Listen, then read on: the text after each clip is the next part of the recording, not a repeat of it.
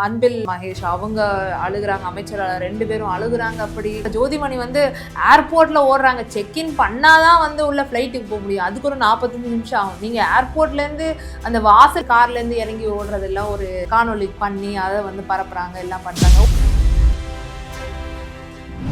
ஏன் முதல்ல தாமதமா வரணும்? உங்களுக்கு தனி விமானம் இருக்கு, நீங்க பேருந்துல வரீங்களா இல்ல ட்ரெயின்ல வரீங்களா? பர்மிஷன் காவல்துறை கொடுத்துருக்காங்க, நேரமும் கொடுத்துருக்காங்க. அந்த நேரத்துக்குலாம் நீங்க வரணும். 4-5 மணி நேரம் மக்களை காக்க வச்சு அந்த ஹைப்பை கிரியேட் பண்றீங்க. படப்பிடிப்புக்கு ஒரு மிக சரியான நேரத்துல வருவாரு அப்படின்னு சொல்றாங்க. இத்தனை பேர் நின்று காத்துட்டு இருக்காங்க அப்படின்னு தெரிஞ்சு வெயில்லையும் மழையிலையும் குழந்தைகளை வச்சு மக்கள் காத்துட்டு இருக்காங்க அப்படின்றது உங்களுக்கு தெரியும். அப்ப அவங்களோட நல்லது கெட்டதை யோசிக்கணும் இல்லையா? இது ஒரு அலெஜ்டு நியூஸ் தான் நான் சொல்கிறேன். அங்கே இருக்கிற நிறைய பெண்களுக்கு பாலியல் வன்முறை பாலியல் சீண்டல்களும் நடந்துதான் நான் கேள்விப்படுறேன். இது உண்மையாக இருந்தால் மிக ஒரு மனசு வலிக்குதுன்னு தான் நான் சொல்லுவேன். ஏன்னா நாங்கள் இங்கே சேஃபாக இருக்கோம். இதே கட்சிகளில் இத்தனை வருடமாக பயணிக்கிற பெண்களுக்கு ஒரு விஷயம் கூட இந்த மாதிரி நடந்தால் அவ்வளோ கோவம் வருது. இது ஒரு திமுக கூட்டத்தில் நடந்துச்சு அப்படின்னா அது தினம் வர செய்தி. அங்கே பெண்கள் ஒரு பாதுகாப்பு படையோடு தான் வருவாங்க. அந்த மாதிரி அவங்களே தற்காத்து அவங்க நெருக்கத்தில் அப்படி இத்தனை ஆண்கள் சூழ இது ஒரு பார்க்கவே நமக்கே இதாக இருக்குது. இது யோசிக்கும் போது நமக்கு வலியாக இருக்குது. இதை யோசிக்க தெரியாத ஒரு தலைவனுக்கு. அப்போ அவங்களுக்கு பெண்களுக்கான பாதுகாப்பு. எங்கள் அண்ணன் அவதூறு அவர் மேலே வராத அவதூறு இல்லை. எந்த பிரச்சனை வந்தாலும் அன்னைக்கு இரவே எந்த பயணத்திட்டத்தில் இருந்தாலும் அந்த ப்ரெஸ்ஸை மீட் பண்ணாமல் அவர் போனதே கிடையாது. என்னைக்கு இருந்தாலும் கண்ட அவதூறுகள் வரும் அவர் மேல. ஆனா மக்களை சந்திக்காம ஊடகங்களை சந்திக்காம அண்ணன் தவிர்த்ததே கிடையாது. இவ்வளோ பெரிய ஒரு துயர சம்பவம் நடந்திருக்கு. உன்னை உயிரா நேசிச்சவன் இறந்திருக்கான். ஆனா ஒரு ஊடகங்கள்ல கூட உங்களால வருத்தம் தெரிவிக்க முடியல அப்படின்னா மக்கள் யோசிக்க தான் செய்வாங்க. முக்கியமா பெண்கள் யோசிப்பாங்க. கட்சியில இருக்கிற வரைக்கும் ஒரு புகழ்வேஷம் இருக்கு இல்லையா, அது வெளியில போனோடனே கிடைக்காது இல்லையா? எப்படி அதை தக்க வச்சுக்கிறதுன்னா இந்த மாதிரி அவதூறை பேசுறது. அண்ணன் மன்னிச்சு போறாரு, அது ஒரு பெருந்தன்மை இல்லை. அவங்களுக்கு பதில் சொல்லணுன்றது நம்மளோட வேலை இல்லையே, நம்மளோட கட்சியோட வேலை அது கிடையாது இல்லையா? அதனால கடந்து மெச்சோர்ட் லீடர்ஷிப் எங்களுக்கு இருக்கும்போது நாங்கள் எதுக்கு பயப்படணும்? எங்களோட வாக்கு தனித்துவமா தனியா நின்று எதுக்கும் சமரசம் செய்யாம உயர்ந்துகிட்டு தான் வருது. இப்போ எந்த கட்சியினரோ எந்த புது கட்சி வந்தாலும் நாங்கள் பயப்படணும்னு அவசியம் இல்லை. எங்களுக்கான வாக்காளர்கள் அப்படின்றது அதிகரிச்சுட்டு தான் இருக்காங்க. வெற்றியும் கூடிய விரைவில் நாங்கள் ருசிக்க தான் போகிறோம். கட்சி களத்தில் ரொம்ப ஆக்டிவாக இருக்கிறதுனால தான் இணையமும் ஆக்டிவாக இருக்குது. அண்ணனோட பரப்புரை திட்டமாகட்டும் சரி, அவரோட ப்ரெஸ் மீட் ஆகட்டும் சரி, எங்களுக்கு வேலை இல்லாத நாளே கிடையாது. நிகழ்வு இல்லாமல் 3 ப்ரெஸ் மீட் 2 ப்ரெஸ் மீட் நடக்குது அப்படின்னா எங்களோட கருத்துக்களை நீங்கள் அவதூறு செய்கிறாங்க, இந்த ஊடகம் தவறாக சித்தரிக்கிறீங்க அப்படின்னா எங்களோட ஐடி விங் தான் அதை உடைக்குது. நாங்கள் தான் ஃபேக்ட் செக்கர்ஸ். அங்கே அண்ணனோட கருத்து திருப்பி ஒன்று நடக்குது ஊடகத்தில் அப்படின்னா அதை உடனே எடுத்து போட்டு நாங்கள் அண்ணனோட வீடியோ எல்லாமே லைவ் ஸ்ட்ரீம் ஆகவே கட் பண்ணி அதை ஒளிபரப்பிட்டோம். நெசவாளர்கள் பிரச்சனையில் நெசவாளர்களுக்கான ஒரு கூட்டம் நடந்தது. அந்த இடத்துல என் அண்ணன் பேசினது அவங்களோட வாழ்வியல் பிரச்சனை. இது சாதிய ரீதியாக உங்கள் கண்ணோட்டம் தவறு. அது யார் அந்த விமர்சனம் வச்சாலும் உங்களோட கண்ணோட்டம் தவறு. இப்போ ஏன் தேனி மலைகளில் போய் அந்த ஆடு மாடுகள் மாநாடு நடத்தின அடுத்த ஒரு வாரத்தில் மலை ஏன் மேய்க்க போகணும்? அப்போ அந்த மலையில் ஆடு மாடுகளை மேய்ச்சாதான் அவங்களுக்கு அந்த வாழ்வியலை வாழ்ந்துட்டு இருக்கிற அந்த மக்களுக்கு ஒரு ஆதரவு கரம் நீட்டுறதுக்காக தான் போனார். இன்னி வரைக்கும் அவங்க பேசிட்டு இருக்காங்க. அண்ணன் பண்ண அந்த ஒரு செயல்பாடு மிகப்பெரிய அளவில் அந்த மக்களுக்கு அந்த தாக்கத்தை ஏற்படுது.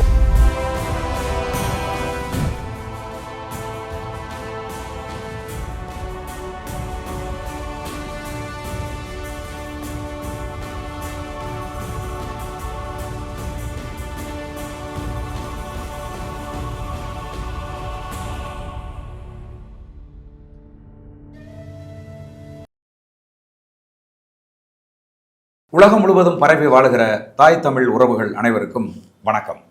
இன்னைக்கு நம்முடைய சோழன் சொல்வீச்சு வலையொலியில் நாம் தமிழர் கட்சியினுடைய தகவல் தொழில்நுட்ப பாசறையின் மாநில தலைவர் மதிப்புக்குரிய தங்கச்சி சுனந்தா அவர்களை சந்தித்து பேச இருக்கிறோம். தங்கச்சி வணக்கம். வணக்கம் அண்ணா, மிக்க மகிழ்ச்சி. சமீபத்தில் கரூரில் நடந்த கொடும் துயரம் உலகம் முழுவதும் இருக்கக்கூடிய மக்கள் கடுமையான மன வலிக்கு உள்ளாகி இருக்கிற சூழ்நிலையில் அந்த சம்பவம் நடந்த பிறகு அதை கேள்விப்பட்டு எல்லோரும் கரூரை நோக்கி ஓடுகிற போது அந்த சம்பவத்துக்கு காரணமாக இருந்த விஜய் மட்டும் கரூரிலிருந்து தப்பிச்சு சென்னைக்கு ஓடி வந்துட்டார். இந்த நிமிடம் வரை அந்த களத்தில் அவருடைய கட்சிக்காரர்கள் யாருமே இல்லை. இதை எப்படி பார்க்குறீங்க தங்கச்சி? மிக வன்மையாக கண்டிக்கக்கூடிய ஒரு விஷயமா தான் நான் பார்க்குறேன். இதே வந்து நம்ம ஒரு சின்ன துயரம் அப்படின்னா கூட எல்லா தலைவர்களும் வந்து அந்த இடத்துக்கு போயிடுறாங்க. முக்கியமாக வந்து நம்ம அண்ணன் சீமான் வந்து அன்னைக்கு இரவே வந்து அறிவுறுத்திட்டாங்க, யார் யாருக்கு உறவுகளுக்கு வந்து அங்கே குருதி தேவை இருக்கோ நீங்கள் போய் கொடுங்க அப்படின்னு சொல்லிட்டு நம்மளோட நாம் தமிழர் கட்சி உறவுகளை வந்துடுறாங்க. நம்மளோட கட்சியினர் வந்து 11 மணிக்கு முன்னதாகவே வந்து அரசு மருத்துவமனைக்கு சென்றுடுறாங்க. பலி எண்ணிக்கைகள் கூடிட்டு இருக்கு. ஆனால் வந்து எப்படி வந்து தன் மக்கள் இத்தனை பேர் வந்து இறந்துட்டாங்க, தன்னை காண வந்து தன்மேல் பைத்தியமாக இருந்த விரும்பிய அன்பை பொழிந்த இத்தனை மக்கள் இழந்திருக்காங்க. முக்கியமா குழந்தைகள் உட்பட பெண்கள் இறந்தும் வந்து ஒரு தலைவன் எப்படி தன்னை தலைவனாக வந்து நினைச்சுக்கிற ஒருத்தர் வந்து எப்படி வந்து அங்கிருந்து கிளம்பி ஓட முடியும்? சென்னை விமான நிலையத்திலையும் வந்து திருச்சி விமான நிலையத்துல கேள்வி கேட்குறாங்க. ஊடகங்கள் கேள்விக்கு ஒரு இரங்கலை கூட தெரிவிக்காம ஓடினது வந்து மிகப்பெரிய ஒரு அதிர்ச்சிக்குரிய விஷயம். இதுலயே வந்து அவரோட உண்மையான முகம் வந்து வெளிப்பட்டு விட்டது அப்படின்னு. ஒரு தலைவனுக்குரிய எந்த பண்பும் மனிதநேயமும் ஒரு இரக்கமும் ஒரு கருணையும் இல்லை அப்படின்னா அரசியல் களத்துக்கு நீங்க வந்து மக்களுக்கு வந்து என்ன நல்லது செய்ய போறீங்க? உங்க மக்கள் இறந்து கிடத்துக்கிறாங்க, நீங்க பார்க்கவே வரல. 2 நாள் ஆச்சு, அவங்க இறந்து 2 நாள் ஆச்சு. ஆனால் நீங்கள் இன்னி வரைக்கும் யாருமே களத்துக்கு வரல அப்படின்னா நீங்கள் என்ன கூட்டம், நீங்கள் வந்து என்ன தலைமை, என்ன கட்சி வந்து நீங்கள் நடத்த முடியும் உங்களால்? இந்த விபத்துக்கு அடிப்படை காரணமே நடிகர் விஜய் தாமதமாக அந்த நிகழ்வுக்கு வந்தது தான் காரணம். அது திட்டமிட்டு அவர் தாமதமாக வந்தார் அப்படின்னு சொல்கிறாங்க. ஆமாம், அதை எப்படி பார்க்குறீங்க தங்கச்சி? அது உண்மைதானே. ஒரு திருச்சி கூட்டத்திலே நம்ம பார்க்க முடியுது. அவங்க அப்பயும் வந்து ஒரு ரோட் ஷோ அப்படின்ற ஒரு விஷயத்துக்கு தான் முக்கியத்துவம் தராங்க. மக்களை வந்து அங்கே இருக்கிற மக்களை வந்து என்கேஜ் பண்ணணும்னு சொல்லிட்டு இந்த லைட்டை ஆஃப் பண்ணி ஆன் பண்ணி விளையாடுறது, அங்கே இருந்த ஆடுறது, இதுதான் வந்து ஒரு அரசியல் தலைவனுக்கு அழகா இல்லை வந்து இதெல்லாம் வந்து செய்யக்கூடிய விடயங்கள் தானா? அப்போ வந்து நீங்கள் ஒரு கலை நிகழ்ச்சிக்கு உண்டான விஷயங்கள் எல்லாம் இங்கே வந்து பண்ணுறீங்க அப்படின்னா அது எப்படி வந்து ஒரு கட்சி கூட்டமாக முடியும், ஒரு பரப்புரை கூட்டமாக முடியும்? தாமதம் வந்து எதுக்காக? மக்கள் கூடணும், மக்களை வந்து காட்டணும், பெருந்திரளாக காட்டணும், மற்ற கட்சி தலைவர்களுக்கு வராத ஒரு கூட்டத்தை நாங்கள் கூட்டி காட்டணும், அதுக்காக மக்களை காக்க வைக்கணும். ஊடகங்கள் வந்து லைவ் போடுறாங்க. அண்ணன் இப்போ கண்டிச்சார், ஊடகங்களை கூட சேர்த்து கண்டிச்சார். நேற்று இதில் ப்ரெஸ் மீட்டில் வந்து சொல்லியிருந்தாரு, ஒரு நடிகரை வந்து அந்த அளவுக்கு வந்து நீங்கள் குளோரிஃபை, ஒரு அரசியல் தலைவரை கூட நீங்கள் வச்சுக்குவோம், அந்த இடத்துல ஒரு கிளம்புனாரு, அங்கே போனார், அங்கே நின்னாரு, இது வரைக்கும் ஊடகங்கள் வந்து ஒரு இதை ஹைப்பை ஏற்றி விட்டு தானே அத்தனை மக்களும் வந்து அந்த இடத்துல அந்த களத்தில் இருக்கணும், நம்ம அங்கே இருந்தால் தான் நம்மளுக்கும் வந்து அதை ஃபியர் ஆஃப் மிஸ்ஸிங் அவுட் அதை வந்து உருவாக்குறாங்க. ஊடகங்களும் தான் காரணம். ஒருத்தர் வந்து அதை வேணுக்கும்னே செய்கிறாரு, அந்த ஹைப்பை உருவாக்குறாரு, அதை வேணுக்குன்னே செய்கிறாங்கன்னு தெரிஞ்சு ஊடகங்களும் அவங்களுக்கு துளை போனது வந்து இந்த விபத்துக்கான முக்கியமான காரணமாக நான் பார்க்குறேன். நாம் தமிழர் கட்சியினுடைய தலைமை ஒருங்கிணைப்பாளர் அண்ணன் செந்தமிழன் சீமான் அவர்களை மிக மோசமாக, தரக்குறைவாக தமிழக வெற்றி கழகத்தினுடைய அந்த ரசிகர்கள், விஜய் மீது வெறிபிடித்த அந்த ரசிகர்கள் தாக்கி பேசியிருக்காங்க. இணையதளங்கள்ல எல்லாம் அது வருது, மிக ஒருமையில் வந்து பேசுகிறாங்க. அப்படி இருக்கும்போதும் கரூரினுடைய கொடும் துயரத்தை கேள்விப்பட்ட பிறகு அண்ணன் செந்தமிழன் சீமான் அவர்கள் விஜய்க்கு ஆதரவாக குரல் கொடுக்குறாரு. இது வந்து அண்ணனோட இயல்பே எப்படிதான் நான் நினைக்கிறேன். அது தன் மக்களை அளவுக்கு மீறி அன்பு கொண்டு நேசிக்கும் ஒரு தலைவனோட பண்பு தான் வந்து அண்ணனிடத்துலையும் இருக்கு. ஏன்னா அண்ணன் வந்து அடிக்கடி சொல்லுறாங்க, நீங்க என்னை திட்டுனாலும் சரி, என்னை எதிர்த்தாலும் சரி, என்னை வசவுகளால வந்து இது பண்ணாலும் சரி, நான் உங்களுக்காக போராடுறது தான் என்னுடைய குணம், எங்களோட நோக்கம் அப்படின்றத சொல்றாரு. அதே தான் அன்பை வந்து அண்ணன் வந்து எப்பவுமே குறைச்சிக்கிட்டு வச்சுக்கிறது இல்லை. அவங்கள யாரு திட்டுனாலுமே அவங்களுக்கு ஒரு பிரச்சனைன்னு வரும்போது, இதே சவுக்கு சங்கர் ஆகட்டும், இல்லை வந்து எந்த ஊடகவியலாளரோ இருந்தது, யார் பிரச்சனைக்கு உட்பட்டாலும் அவர்களுடைய குரல்களை நெரிக்கப்படும் போதோ, அவங்க வந்து கடுமையாக பாதிக்கப்படும் போதோ அண்ணன் வந்து எப்பவுமே துணை இருக்காரு. இது வந்து நம்ம மக்கள் தானே, அது வந்து அவங்களோட அபிமானிகளாக இருந்தாலும் சரி, ரசிகர்களாக இருந்தாலும் சரி, இது வந்து என்னுடைய மக்கள் இப்படி அல்லல் பட்டு இருக்காங்கன்னு சொல்லிட்டு அண்ணன் வந்து உடனே போனது வந்து களத்துக்கு. அதனால தான் அது அண்ணனுடைய குணம், அதுதான் ஒரு தலைவனுக்கான பண்பு. இது வந்து அந்த கட்சியினர் வந்து புரிஞ்சுக்கணும், அந்த திரள்ற மக்களும் வந்து உணர்ந்தணும் அப்படின்றது என்னுடைய வேண்டுகோள். இப்போ வந்து பார்த்தீங்க அப்படின்னு சொன்னா ஒரு பக்கம் பாரதிய ஜனதா கட்சி அந்த இந்த கொடும் துயரத்தை தன் பக்கம் திசை திருப்புறதுக்கு அவங்க களம் இறங்கி நிற்கிறாங்க. நீங்க பார்த்தீங்கன்னா தமிழகத்தின் எந்த ஒரு செயலுக்கும் வந்து கலந்துக்காத நிர்மலா சீதாராமன் போன்றவர்கள் எல்லாம் கூட கரூருக்கு வந்து இன்னைக்கு பாதிக்கப்பட்டவங்களுக்கு அஞ்சலி செலுத்துறாங்க, ஆறுதல் சொல்றாங்க.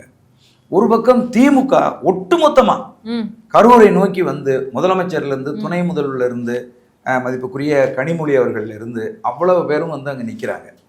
இந்த இரு கட்சிகளோட இந்த செயல்பாடு என்பது விஜயை அரசியலில் இருந்து வெளியேற்றுவதற்கு இதை செய்யறாங்களா அல்லது விஜயை அபகரிச்சு கொள்றதுக்கு செய்யறாங்களா? இரண்டு நோக்கமாகவும் இருக்கலாம்.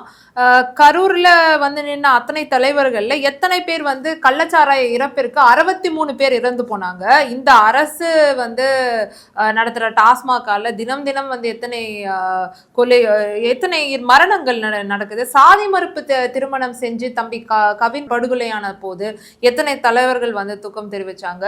அதே மாதிரி அஜித்குமார் மரணம் காவல்துறையினராகவே வந்து திட்டமிட்டு நடத்தப்பட்ட ஒரு அந்த கொடும் நிகழ்வுக்கும் யாரும் வரல, ஆறுதல் சொல்லல.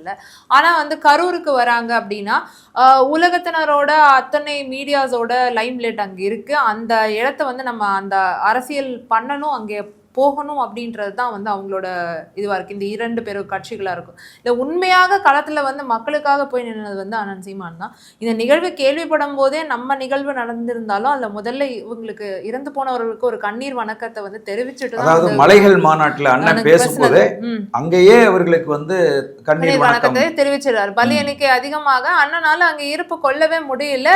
விடிய காத்தால கிளம்பி வந்து தர்மபுரியிலேருந்து கிளம்பி கரூருக்கு வராது.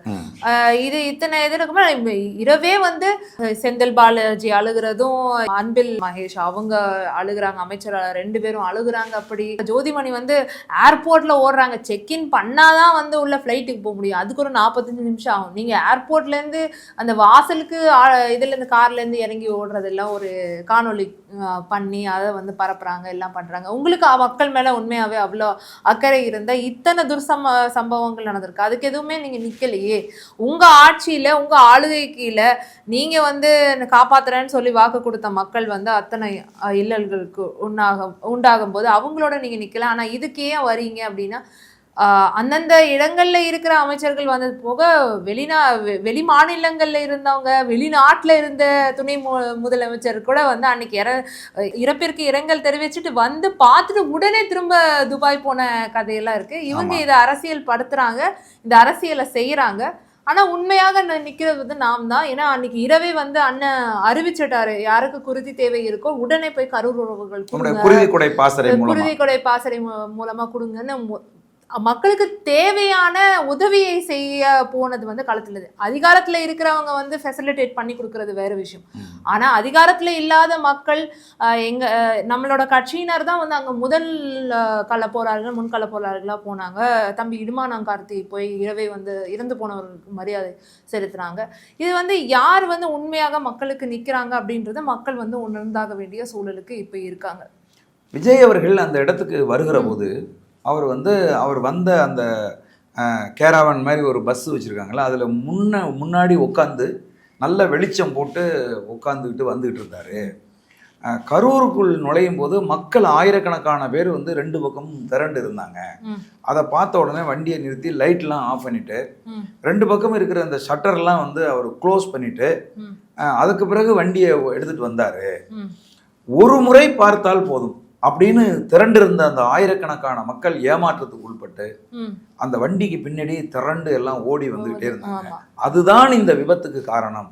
முதல் குற்றவாளி விஜய்ங்கிறாங்க. அது வந்து நம்ம ஏற்றுக்கக்கூடிய ஒன்றா தான் இருக்கு. ஏன்னா வந்து ஒரு அரசியல் படுத்தப்படாத ஒரு புகழ் வெளிச்சத்தை மட்டுமே வந்து வச்சு நான் வந்து வென்று இந்த முதலமைச்சர் ஆயிடுவேன், இந்த நாட்டை ஆழ்வேன் அப்படின்ற ஒரு மிக தவறான ஒரு கற்பிதத்துக்கு உட்பட்டு இந்த மாதிரி பண்றாங்க.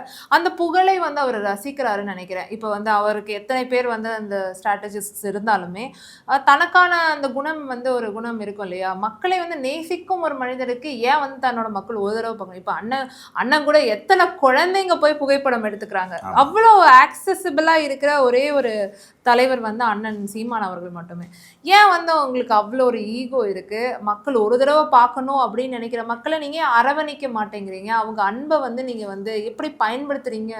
உங்களோட ஆதாயத்துக்காக தான் நீங்க பயன்படுத்துறீங்களா அப்படின்ற ஒரு கேள்வியை நம்ம முன்வைக்க வேண்டிய அவசியம் இருக்கு. ஏன் முதல்ல தாமதமா வரணும்?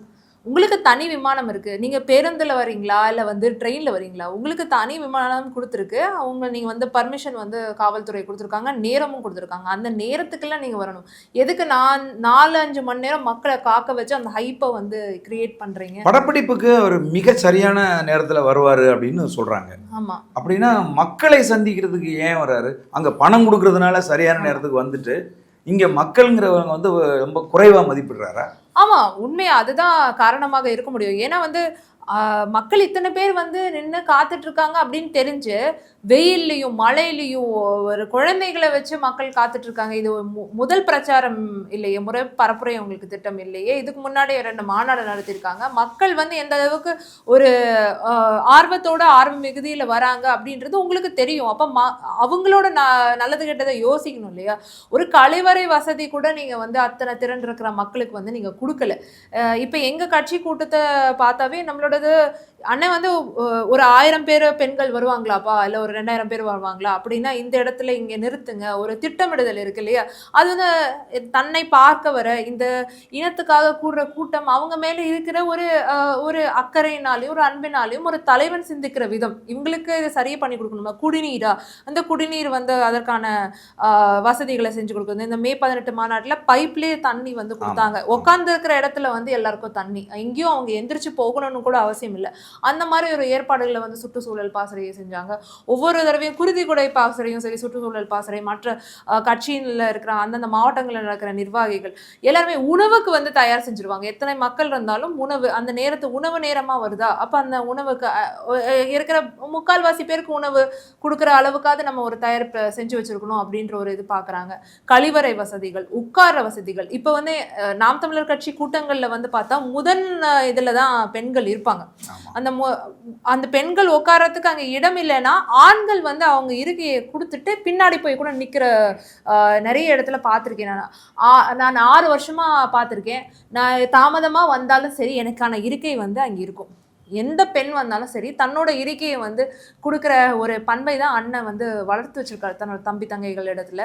அது வந்து ஒரு அரசியல் படுத்துதல், ஒரு தலைவனோட பண்பு. இது அவர் வந்து யோசிக்கிறாரு, நான் எப்படி எனக்கு வந்து சௌகரியமா இருக்கணும்னு நினைக்கிறேனோ அதே மாதிரி தான் என்னோட பிள்ளைகள் வரவங்களும் சௌகரியமா இருக்கணும் அப்படின்றது. பயணத்திட்டமும் சரி, அவர் வந்து சரியா அந்த நேரத்துக்கு வந்துருவாரு.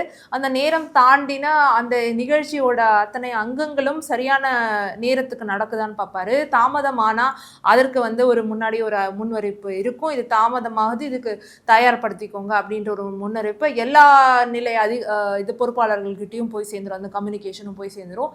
இது எதுவுமே இல்லையே. அப்ப நீங்க மக்களோட அந்த திரளை பயன்படுத்திக்கிட்டு இருக்கிறது தான் வந்து நீங்க பாக்குறீங்களா? இத்தனை கூட்டத்துல இத்தனை பெண்கள் வந்து அந்த இடத்துல இருக்காங்க. ஒரு அன்அஃபிஷியல் நியூஸ் கூட நமக்கு தெரிய வருது. இந்த மாதிரி இது ஒரு அலெஜ்டு நியூஸ் தான் நான் சொல்கிறேன். அங்கே இருக்கிற நிறைய பெண்களுக்கு வந்து பாலியல் வன்முறை சீண்டல்களும் பாலியல் சீண்டல்களும் நடந்துதான் நான் கேள்விப்படுறேன். இது உண்மையாக இருந்தால் மிக ஒரு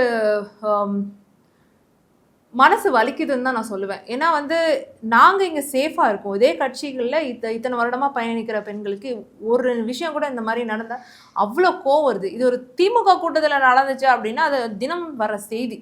அங்கே பெண்கள் வந்து ஒரு பாதுகாப்பு படையோடு தான் வருவாங்க. அந்த மாதிரி அவங்களே தற்காத்துக்கு இது பண்ணுவாங்க. இது வந்து எல்லாம் சின்ன பெண்கள், ஆமா 15-16 வயசு பிள்ளைங்க, 12 வயசு பிள்ளைங்கலாம் ரோட்ல அப்படியெல்லாம் சிந்திக்க தெரியாத பிள்ளைங்க. நமக்கு என்ன தொந்தரவு வரும்னே சிந்திக்க தெரியாது. நம்ம போய் நம்ம பிடிச்ச நடிகரை பார்க்கணும், அவரை பார்க்கணும் அப்படின்றதான் போறாங்க. அவங்க வந்து நெருக்கத்துல அப்படி இத்தனை ஆண்கள் சூழ இது வந்து ஒரு பார்க்கவே நமக்கே இதா இருக்கு. இது யோசிக்கும் போது நமக்கு வந்து வலியா இருக்கு.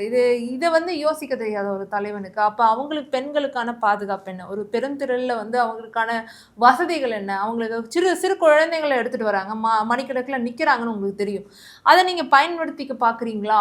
இந்த புகழ் வெளிச்சம் தான் வந்து உங்களுக்கான வாக்குகளா மாறுமா? அதனால வந்து நீங்க வந்து அவங்கள வந்து ஒரு கஷ்டத்துக்குள்ளேயே அந்த மக்களை வச்சுக்கிட்டு நான் தலைவன், நான் வந்தா நல்லது பண்ணுவேன் அப்படின்ற ஒரு இதுலயே மாயத்துக்குள்ளேயே நீங்க வச்சிருக்கீங்களா அப்படின்றது ஒரு கேள்வியா. அவருக்கு இப்ப நல்ல உயரிய பாதுகாப்பை அவர் உருவாக்கிக்கிறார் தங்கச்சி. ஆமா, நல்ல பவுன்சர்லாம் வச்சு உருவாக்கிக்கிறார். ஆனா மக்களுக்கு தன்னை பார்க்க வர்ற பெண் பிள்ளைகளுக்கு என்ன பாதுகாப்பு அப்படிங்கிறத பத்தி சிந்திக்க மாட்டேங்கிறார். அந்த நிருபரோட அந்த என்டிடிவர் நிருபரோட ஒரு பையன் அப்படி ஆடிக்கிட்டே வரான். அப்புறம் வந்து தகாத வார்த்தைகள்லாம் மற்ற கட்சி பெண்களை பேசுறாங்க. அவங்க கட்சியிலேருந்து வெளியான பொண்ணை அது வெளியே போய் விமர்சிக்கிறது, அது நமக்கு பிடிக்காத திமுகலே போய் சேருதுன்னு வைங்க.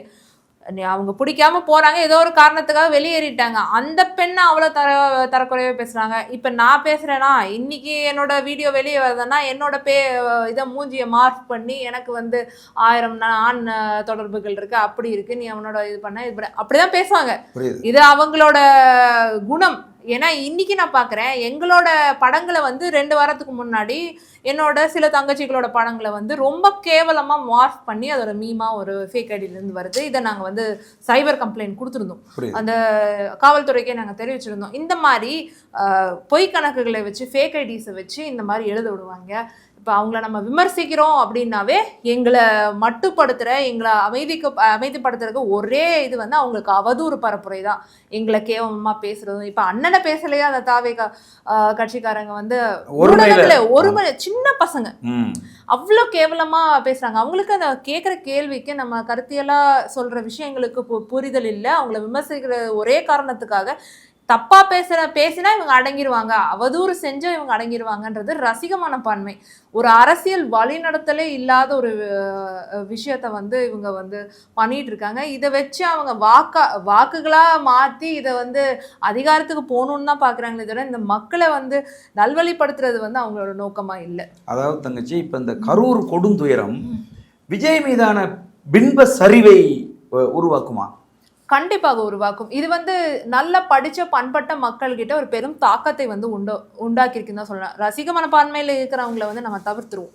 ஆனால் ஒரு பண்பட்ட சமூகத்தினர், ஒரு நல்ல படித்தவங்க, ஒரு வேலைகளில் இருக்கிறவங்க, அவங்க வந்து ஒரு வேட்பாளரை பற்றி புரிஞ்சு வாக்களிக்கிறவங்க. கட்சி பேதம் இல்லைனாலும் வேட்பாளர்களை பார்த்து வாக்களிக்கிற சில வாக்காளர்கள் இருக்காங்க, அவங்க ஒரு பர்சன்டேஜ் இருக்காங்க. அப்புறம் வந்து நோட்டாக்கு போடுறவங்க வந்து மாற்றுக் கட்சியினருக்கு போடுறாங்க. இப்போ அரசியல் புரிதலே இல்லைன்னா கூட இந்த ஒரு விஷயம் வந்து பெரும் தாக்கத்துக்குள்ள. ஆனால் இவர் வந்து அன்னைக்கு நிற்காம ஓடுனது வந்து பெரிய ஒரு தாக்கத்தை வந்து எல்லார் மனசுலையும் உருவாக்கிருச்சு.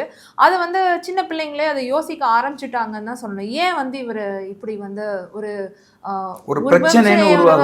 ஆமா ஒரு இப்ப இந்திக்கே இவ்வளோ இது ஒரு பெரிய ஒரு தடங்கல் தான் அவங்களுக்கு. அவங்களோட திட்டத்துல ஒரு பெரிய ஒரு இழுக்கு, ஒரு அவதூறு வந்துருச்சு. ஆனா இது நான் அண்ணன் பார்த்த வரைக்கும், எங்க அண்ணன் அவதூறு அவர் மேல வராத அவதூறு இல்லை.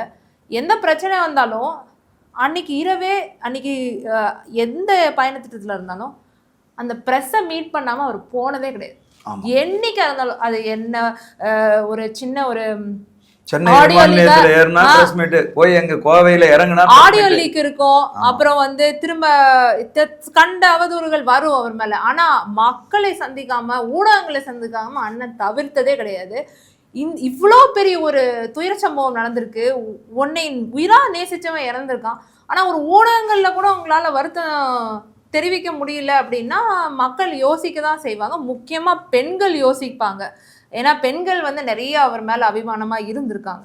இப்ப அவங்க யோசிக்க செய்வாங்க இல்லையா? இப்ப ஒரு சின்ன இதுல கூட அவர் வந்து நம்மளோட நிக்கலையே அப்படின்ற ஒரு இது தாட் வந்து அவங்க மண்டைக்குள்ள இருந்துகிட்டே தான் இருக்கும்.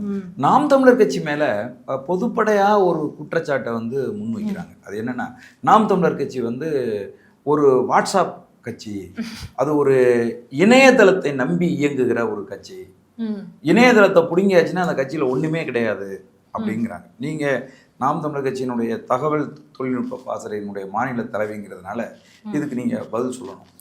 இப்போ எங்களுக்கு சமூக ஊடகம் ஏன் ஒரு பெரிய ஒரு தளமா பயன்படுது அப்படின்னா, எங்களை வந்து ஊடகங்கள் வந்து புறக்கணிக்கிறாங்க.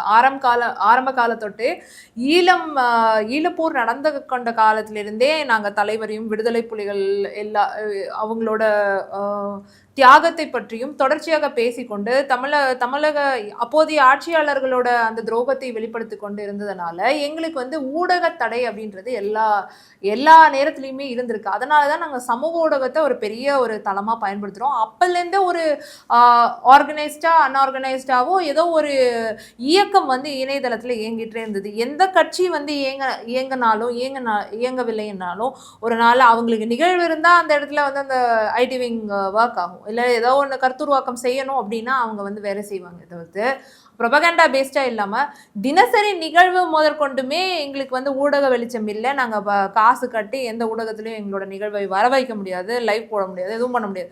அப்போ நாங்கள் இணையத்தில் தான் இயங்கணும் அப்படின்றது எங்களுக்கு வந்து அரசியல் பயிற்சியாக கொடுக்கப்பட்டது. அதனால நம்ம ஐடி விங்ன்றது வந்து அது ஒரு செயலாக்கம். இந்த படைப்பிரிவுகளில் பல்வேறு படைப்பிரிவுகள் இயங்குற மாதிரி இணையதள பிரிவு வந்து 24 மணி நேரம் இயங்கணும் அப்படின்றது எங்களுக்கு கொடுக்கப்பட்ட பயிற்சி. அது வந்து எங்களோட செயல்பாடு. இது இல்லைன்னா கிடையாது. அங்கே கட்சி வந்து களத்தில் வந்து ரொம்ப ஆக்டிவாக இருக்கிறதுனால தான் இணையமும் ஆக்டிவாக இருக்குது. அண்ணனோட பரப்புரை திட்டமாகட்டும் சரி, அவரோட ப்ரெஸ் மீட் ஆகட்டும் சரி, எங்களுக்கு வேலை இல்லாத நாளே கிடையாது. இப்போ ஒரு நாளைக்கு இப்போல்லாம் இந்த கடந்த 3 மாதமாக தினம் 3 ப்ரெஸ் மீட் கொடுக்குறாரு அண்ணன். நிகழ்வு இல்லாமல் 3 ப்ரெஸ் மீட் 2 ப்ரெஸ் மீட் நடக்குது அப்படின்னா எங்களோட கருத்துக்களை நீங்கள் வந்து அவதூறு செய்கிறாங்க, இந்த ஊடகம் தவறாக சித்தரிக்கிறீங்க அப்படின்னா எங்களோட ஐடி விங் தான் அதை உடைக்குது. நாங்கள் தான் ஃபேக்ட் செக்கர்ஸ். அங்கே அண்ணனோட கருத்து திருப்பு வந்து ஒன்று நடக்குது ஊடகத்தில் அப்படின்னா அதை உடனே எடுத்து போட்டு நாங்கள் அண்ணனோட வீடியோ எல்லாமே லைவ் ஸ்ட்ரீம் ஆகவே கட் பண்ணி வந்து அதை ஒளிபரப்பிட்டுருவோம். அதனால தொடர்ச்சியாக எங்களோட இயக்கம்ன்றது வந்து கட்சியில அண்ணனோட இயக்கத்துக்கு ஈடு கொடுத்து தான் நாங்கள் பயணிச்சுட்டு இருக்கோம். அங்கே அவர் தலைவர் இயங்குறாரு, கட்சியினர் இயங்குறாங்க. அதே மாதிரி தான் ஐடி விங்கும். இது வந்து ஐடி விங்கான இது மட்டும் கிடையாது, எல்லா பாசறைக்குமான செயல்பாடு தான் இது தனியாலாம் சொல்ல கட்சி தனி ஐடி விங் தனியெல்லாம் கிடையாது. ஐடி விங் வந்து கட்சியில் நடக்கிற நிகழ்வுகளை ஆம்பிளிஃபை பண்ணி காட்டுற பிளாட்ஃபார்மாக இருக்குது. நாங்கள் ஏன் ஆம்பிளிஃபை பண்ணுறோம் அப்படின்னா ஊடகங்கள் பொது ஊடகங்கள் வந்து எங்களோட இதை கவர் பண்ணனா நாங்கள் இயக்கத்தில் தான் இருந்தாகணும். இது எங்களோட கட்டாயம். அது வந்து எங்களுக்கு ஒரு வழக்கமாக மாறிடுச்சு. அதில் நாங்கள் சிறந்த விளங்கிட்டு இருக்கோம் அப்படின்றது தான் எங்கள் கருத்து. அதாவதுமா விஜயனுடைய வருகை என்பது நாம் தமிழர் கட்சிக்கு ஒரு அச்சத்தை வந்து உருவாக்குச்சு. இப்போ விஜய் வந்து இன்னைக்கு இந்த கரூர் கொடும் துயரத்தில் விஜய் மௌனிச்சு போயிட்டாரு, அவர் வந்து பயந்துட்டாரு அப்படிங்கிறது நாம் தமிழர் கட்சிக்கு ஒரு பெரும் உற்சாகத்தை உருவாக்கி இருக்குங்கிற ஒரு பார்வையை சில பேர் முன்வைக்கிறாங்க. அப்படி இல்லை, அது ஒரு துயர சம்பவம். இது வந்து ரொம்ப அன்ஃபார்ச்சுனேட் இன்சிடென்ட் தான். இது நடந்திருக்க கூடாது. இது வந்து முற்றிலுமாக தவிர்த்திருக்க வேண்டியது. திமுக காரணமாக இருக்கலாம், விஜய் அவர்கள் காரணமாக எந்த கற்பிதம் நீங்கள் செஞ்சாலும் அது உண்மைகள் எவ்வாறாக இருந்தால் 41 பேர் இன்றளவு இறந்தது வந்து மிகப்பெரிய ஒரு துயர சம்பவம். எங்களுக்கு வந்து இதில் மௌனிச்சிருக்காருன்னா அவர் எப்படியா இருந்தாலும் எக்ஸ்போஸ் ஆவார்.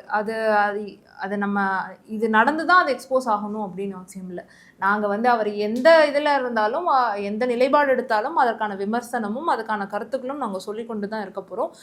அண்ணன் வந்து திரு விஜய் அவர்கள் வந்தபோது அவங்கள வரவேற்க தானே செஞ்சாங்கன்னா, அவரை வந்து இல்ல நீ கட்சியை ஆரம்பிக்க கூடாது அப்படின்லாம் சொல்லி ரஜினிகாந்தை எதிர்த்தது போல இவரை எதிர்க்கல. ஆமா, எதிர்க்கல.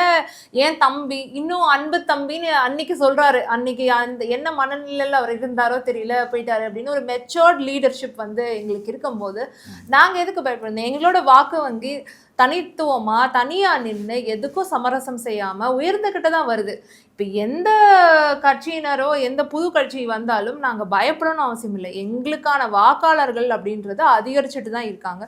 வெற்றியும் கூடிய விரைவில் வந்து நாங்கள் ருசிக்க தான் போகிறோம். 2026 தேர்தலை நாம் தமிழர் கட்சி என்ன மாதிரியான வீகத்தில் எதிர்கொள்ள போகுது? இது இருமுனை போட்டி தான்.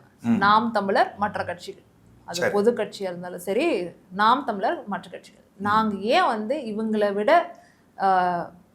தனித்துவமாக இயங்குறோம், எப்படி சிறந்து விளங்குறோம், மக்கள் பணியில் என்ன இது எங்களோட கோட்பாடுகள் எப்படி, எங்கள் வரைவு ஒவ்வொரு மாவட்டத்துக்கும் ஒரு தொகுதிக்கும் எங்களோட செயல் திட்டம் எப்படி, அப்புறம் மற்ற கட்சியினர் இதுக்கு முன்னே ஆண்டவர்களோட அந்த பிழைகள் என்னென்ன, அவங்க எதை மேம்படுத்தியிருக்கணும், வெறும் மக்களுக்கு மட்டும் இல்லை இயற்கைக்குமான சூழ்நிலைகளுக்குமான ஒரு அரசியலை வந்து செயல்பட்டு இருக்கோம். அதனால வந்து இது எல்லாம் பார்க்குறதுக்கு நமக்கு பேசக்கூடிய கண்டென்ட்டும் அதிகமாக இருக்குது, நமக்கு கவனம் செலுத்தக்கூடிய விஷயங்களுமே அதிகமாக இருக்குது, செயல்பாடுகள் வந்து அதிகமாக இருக்குது, திட்டங்கள் அது நிறைய வேலை இருக்குது, ஆனால் நேரம் குறைவாக இருக்குது அப்படின்றது தான். இப்போ இது ஐடி விங் பொறுத்த வரைக்குமே நமக்கு வந்து இப்போ டெக்னாலஜியை வந்து கையில் எடுத்துருக்கோம். வாட்ஸ்அப்புன்னு நீங்கள் சொன்னீங்க, நாங்கள் டிஸ்கார்டு வரைக்கும் போயிட்டோம்.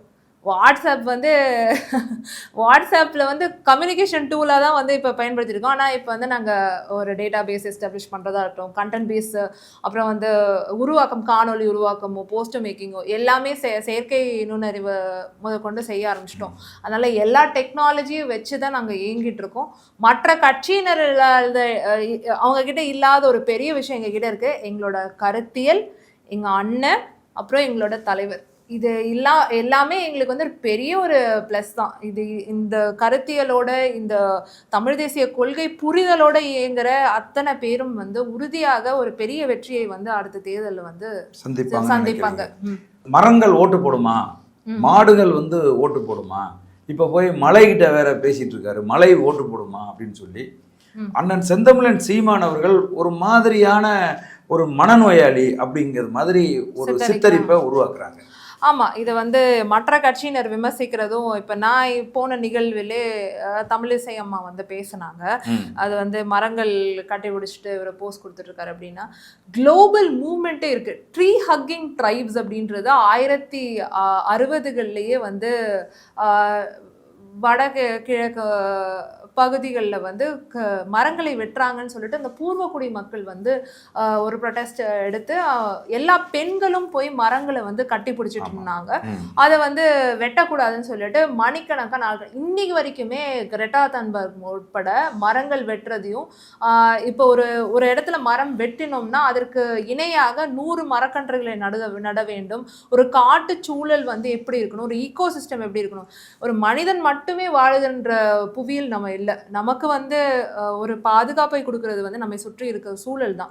அந்த சூழலியல் சார்ந்த ஒரு சூழலியை உணர்ந்து அந்த சூழலுக்கு தகுந்த மாதிரி நம்ம வாழ்வியலை அமைச்சுக்கணும் அப்படின்னு தான் எங்களோட கோட்பாடாக வந்து இருந்திருக்கு முன்னாடியிலேருந்து. ஏன் வந்து இதை ஆம்பிளிஃபை பண்ணா, குளோபல் வார்மிங்லேருந்து சூழலுக்கு எதிராக பல திட்டங்கள் வந்து மாநில மத்திய அரசுகளால் வந்து தொடர்ச்சியாக வகுக்கப்பட்டே இருக்கு. இப்போ வந்து அண்ணன் வந்து திருவொற்றியூர்ல ஏன் நின்னாருன்னா, அங்கே அதானி துறைமுகம் முழுக்க அந்த கடல் சார்ந்து வாழ்கின்ற மக்களோட வாழ்வியலை வந்து குலைக்குது அப்படின்னு சொல்லிட்டு ஒரு தனிப்பெரும் நிறுவனத்தால் வந்து ஒரு லேண்ட்ஸ்கேப்பையே மாற்றுற அளவுக்கு ஒரு திட்டத்தை வந்து இங்கே கொண்டு வராங்க அப்படின்னா, அப்போ இதற்கான அந்த சூழலியல் அரசியல் பேசுறதுக்கான தேவை இங்கே இருக்கு. அடுத்தது வந்து கடலம்மா மாநாடுன்னு ஒன்று நடத்த போறாரு, கடல் சார்ந்த அந்த வாழ்வு. இப்போ நம்ம அண்ணன் பேசுகிற எல்லாமே உலக அரசியல் தலைவர்கள் பேசாத சில விஷயங்களையும் அண்ணன் வந்து பேசிட்டு இருக்காரு. இது வாக்கு அரசியலுக்குமான இது மட்டும் இல்லை, அடுத்த தலைமுறை பிள்ளைகளுக்குமான ஒரு அரசியலை நம்ம செய்கிறதுனால தான் வந்து இந்த அளவுக்கு சூழலியலுக்கு முக்கியத்துவமாக இருக்கிற நிறைய விஷயங்களை ஒரு மூவ்மெண்ட்டாக கொண்டு போகிறோம்.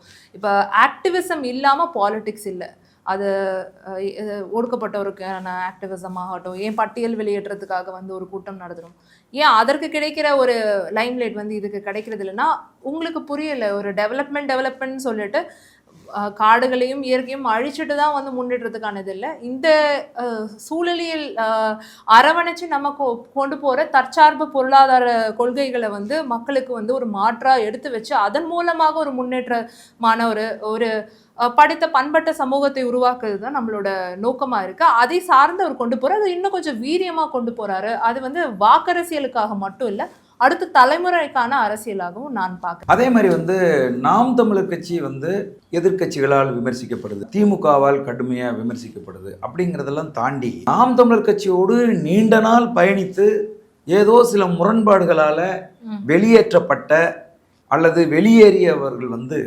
மிக கடுமையாக விமர்சனம் முன்வைக்கிறாங்க. இதை வந்து எப்படி பார்க்குறீங்க? மிகுந்த அன்பு கொண்டு நேசிப்பவர்கள் தான் அதிகமா வெறுப்பையும் உமிழ்வாங்க ஒரு பிரிவு நடக்கும்போது. அதை தான் நான் இங்க சுட்டிக்கணும். அண்ணனோட இருக்கிறப்பல வந்து அது ஒரு தாய் பறவை வந்து தன்னோட பிள்ளைகளை குஞ்சுகளை பார்க்குற மாதிரி அரவணைச்சிட்டு தான் போவார். ரொம்ப நெருக்கத்தில் இருக்கிறவங்களையும் அப்படி தான் பார்த்துருப்பாரு. ஆனால் ஒரு முரண்பட்டு பிரிகிற போது பல்வேறு காரணங்கள் ஒன்று வந்து தான் போகிற அந்த கட்சியில் தன்னோட இருப்பை வந்து நிலைநிறுத்திக்கணும் அப்படின்றதுனால இந்த கட்சியை விமர்சிக்கணும் அப்படின்னு. இப்போ வந்து அண்ணனை பேசினாவே புகழடைஞ்சிட முடியும் அப்படின்ற சூழல் தான் உருவாகுது. யாரோரோ வராங்க, அண்ணனை அவதூறாக பேசினா லைக்ஸ் வருது, என்கேஜ் ஆகுறாங்க, அந்த கண்டென்ட்டை வச்சு தான் அவங்களுக்கு பண்ணாங்க. அவங்களோட தனிப்பட்ட தனித்திறனை வச்சு அந்த போற இடத்துல வந்து தன்னை நிலைநிறுத்திக்காம அண்ணனை அவதூறு செஞ்சுதான் அவங்க வந்து அங்கே இடம் இருக்கிற ஒரு இடத்தை தக்க வச்சுக்கிற ஒரு நிலையை வந்து மற்ற கட்சியினர் உருவாக்கிக்கிறாங்க. இங்கேருந்து போறவங்களுக்கு மதிப்பு அதிகமா இருக்கு. எந்த கட்சிக்கு போனாலும் உடனே பொறுப்பு கொடுத்துறாங்க, அதுவும் மாநில பொறுப்பே வழங்கிடுறாங்க. அவங்க வந்து அந்த கட்சியில வேலை செஞ்சாங்களோ இல்லையோ, ஆனா ஒரு போன உடனே ஒரு பொறுப்பு அப்படின்ற ஒரு ரொம்ப வேல்யூபிள் ப்ராடக்டா தான் அவங்களை வந்து போறவங்களுக்கு புரியுது. இது வந்து அதை அவங்க தக்க வச்சுக்கணும்னா அண்ணனை அவதூறா பேசணும். அவரை பேசினா அவதூற செய்தாலே வந்து நாம புகழடைஞ்சிடலாம் அப்படின்றது. இல்லைன்னா யார் நம்மளை கவனிப்பா? கட்சியில இருக்கிற வரைக்கும் ஒரு புகழ் விஷயம் இருக்கு இல்லையா, அது வெளியில போனோடனே கிடைக்காது இல்லையா? எப்படி அதை தக்க வச்சுக்கிறதுனா இந்த மாதிரி அவதூறை வந்து பேசுறது. அண்ணன் மன்னிச்சு போறாரு, அது ஒரு பெருந்தன்மை. இல்லை அவங்களுக்கு பதில் சொல்லணுன்றது நம்மளோட வேலை இல்லையே, நம்மளோட கட்சியோட வேலை வந்து அது கிடையாது இல்லையா? அதனால கடந்து போறோம். இப்போ 2026 தேர்தலுக்கான அனைத்து வேட்பாளர்களும் அறிவிக்கப்பட்டாங்களா? 90 வேட்பாளர்கள் கிட்ட 90% உறுதிப்படுத்தப்பட்டிருக்காங்க. ஆனா வந்து அறிவிப்பு வந்து ஒரு 50லேருந்து 60 வேட்பாளர்கள் வந்து அறிவிக்கப்பட்டிருக்காங்க தமிழகம் முழுவதுமே. அவங்க தொகுதியில வந்து வேலை செஞ்சுட்டு இருக்காங்க. ஒரு 6 மாதம் முன்னாதாகவே ஒரு குரூப்பா அனௌன்ஸ்மெண்ட்ஸ் வந்துட்டு இருக்கு. சரியான தேர்வுகள் நடக்கிறதும், வேட்பாளர் தேர்வு நடக்கிறதும், நேர்முக தேர்வு நடக்கிறதும் வந்து அண்ணன் வந்து செஞ்சுட்டு தான் இருக்காங்க. அண்ணன் வந்து சமீப காலத்துல முன்னெடுக்கிற போராட்டங்கள் எல்லாமே சாதிய ரீதியா திட்டமிட்டு ஓட்டு அறுவடைக்காக அவர் முன்னெடுக்கிறாரு. இது சாதியத்தை ஒரு நவீனப்படுத்துகிற ஒரு செயல்பாடுங்கிற ஒரு கூர்மையான குற்றச்சாட்டை முன்வைக்கிறாங்க. உறுதியா கிடையாது. அது வந்து தவறான ஊடக பரப்புரை, எதிர்கட்சியினரோட மாற்று கட்சியினரோட பரப்புரையா தான் நான் பாக்குறேன். ஏங்கன்னா இப்ப வந்து அனைத்து உயிர்களுக்குமான அரசியலை வந்து இப்ப பேசுறோம் தான் இவ்வளோ டிஸ்கஸ் பண்றோம்.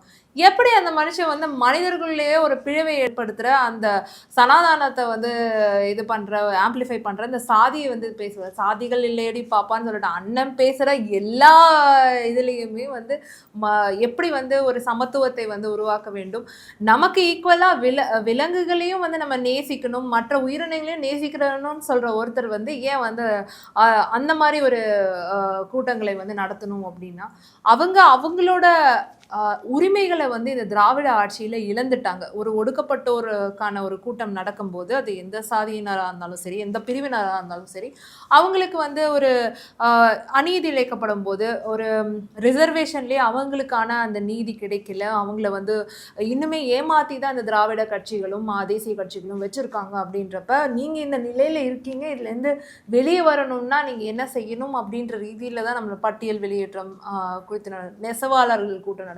பஞ்சமி நில பிரச்சனை, கல் இறக்குற போராட்டம்.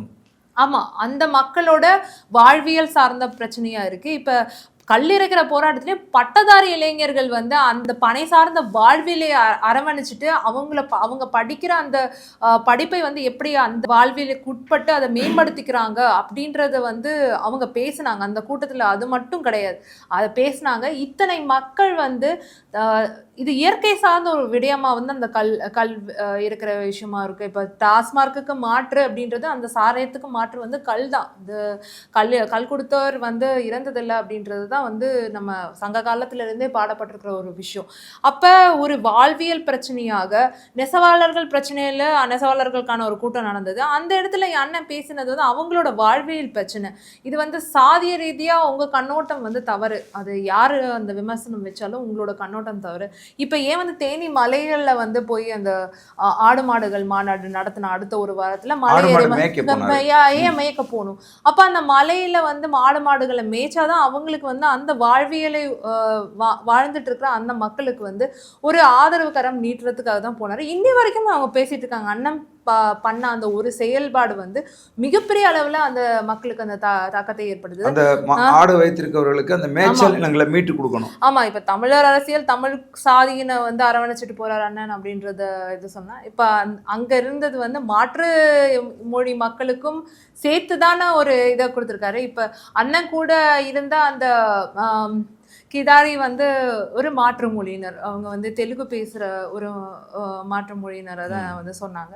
அப்போ இது வந்து ஒரு வாழ்வியல் பிரச்சனை, அவங்களுக்கான உரிமைகள் மறுக்கப்பட்டிருக்கு. அந்த தொழில் நல்லா நடந்துட்டு இருக்கு. ஆனால் வந்து எங்களுக்கு கிடைக்கிற விஷயங்கள் வந்து அரசாங்கத்திடமோ இல்லை வந்து எங்கள் தொழில் நலிவுட்டுறது அதனால வந்து எங்களுக்கு இத்தனை பிரச்சனைகள் இருக்குன்னு அண்ணங்கிட்ட வந்து எடுத்துட்டு வராங்க. அதை வந்து அறிவியல் பூர்வமாகவும் அண்ணன் அணுகிறாரு. அவங்க அவங்க வாழ்வுக்கு வந்து என்ன முன்னேற்றத்துக்கான வழி அப்படின்றத நோக்கி தான் இந்த மாதிரி கூட்டங்கள் வந்து நாம் தமிழர் கட்சியினாலையும் அண்ணனாலையும் வந்து ஏற்பாடு பண்றாங்க. ஆனா இதை தவறாக வந்து ஊடகங்கள் சித்தரிக்கீங்க. இப்ப நீங்களே சொல்லலையா, நாங்க பல கோடி பனை திட்டம்னு ஆரம்பிச்சோம், நீங்க 6 கோடி பனை திட்டம்னு கொண்டு வரல, ஏன் எங்களை நீங்க கிண்டல் பண்ணி கல்லிறக்குறாரு, கைது பண்றோம் அண்ணனை, எத்தனை வழக்குகள் அந்த கல்லிறக்கும் போராட்டம் 3 போராட்டத்துக்கு மேல பண்ணாரு, அதுக்கு வழக்குகள் பதிவு செஞ்சிருக்கீங்க. நீங்க எதுக்கு 6 கோடி பனை திட்டம்னு இப்ப நீங்க தொடங்கணும்? யாராவது பனையை வெட்டுறாங்கன்னா மாநகராட்சி உரிமை இது அனுமதி வாங்கிட்டு தான் வெட்டணும்னு ஏன் சொல்றீங்க? அப்ப அரசு பள்ளியில் இப்போ வந்து மாணாக்கருக்கு 10 மரக்கன்று நீங்கள் நட்டிங்கன்னா உங்களுக்கு வந்து மார்க் போடுறோம் அப்படின்னு இப்போ ஒரு அனௌன்ஸ்மெண்ட். இது வந்து பல காலமாக அண்ணன் பேசிட்டு வந்த விஷயம். உச்சநீதிமன்ற நீதிபதி ஒருத்தர் வந்து ஒரு 2 மாதத்துக்கு முன்னாடி சொன்னாங்க, இந்த தென்காசியில் வந்து நிறைய கல்குவாரிகள் வந்து மலையை அறுத்திட்டு கேரளா கடத்திட்டு கொண்டு போகிற ஒரு வழக்கில் இயற்கை அண்ணனோட மார்பகங்களை வெட்டி நீங்கள் கொண்டு போகிறீங்க, பால் சுரக்கிற மார்பகங்கள், அது வந்து அப்படியே அண்ணன் பேசின பேச்சு. ஆமாம். இப்போ எல்லா இடத்துலையுமே அவரோட பேச்சும் உரைகளும் நம்ம செயல்பாடுகளுமே ஒரு இம்பாக்ட் வந்து ரொம்ப ஹை லெவலில் உருவாக்க ஆரம்பிச்சிருச்சு. இப்போ அதை வந்து மட்டுப்படுத்தணும் அப்படின்றதுனால தான் இந்த அவதூறு பரப்புரைகள் வந்து முன்வைக்கப்படுது அப்படின்றது என்னோட கருத்துங்கண்ணா. மிக்க மகிழ்ச்சி தங்கச்சி, எங்களுடைய சோழன் சொல்வீச்சு அரங்கத்துக்கு வந்து. மிக நன்றிங்கண்ணா. ஆமாம், நிறைய கருத்துக்களை குறிப்பாக நாம் தமிழர் கட்சி மீதும் அண்ணன் செந்தமிழன் சீமான் அவர்கள் மீதும் பொது வெளியில் வைக்கப்படுகிற பல அவதூறுகளுக்கு வந்து பதில் சொன்னீங்க. நன்றி, வணக்கம். வாய்ப்புக்கு மிக்க நன்றிங்கண்ணா. வணக்கம். வணக்கம்.